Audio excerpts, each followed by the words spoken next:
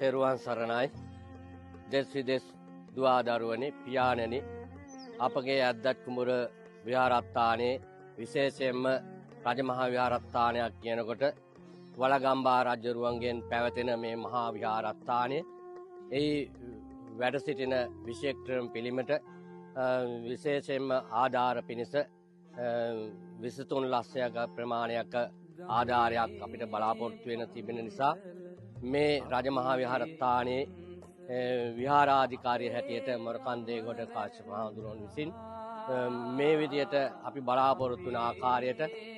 සෑම දිනාටම දුවා පුතාට උනත් අම්මලා තාත්තලාට උනත් දෙස් විදෙස් කියනකොට ලංකාවාසී සියලු දෙනාමත් විදේශ රටවල ඉන්න සියලු දෙනාටමත් බොහොම විශාල පින්කමක් කර ගැනීමේ වාසනාව උදා කර ගැනීමට මේ විශ්වක්‍රම පිළිමයට ඒ කරන ගෞරවයක් හැටියට අපි කරන ගෞරවයක් හැටියට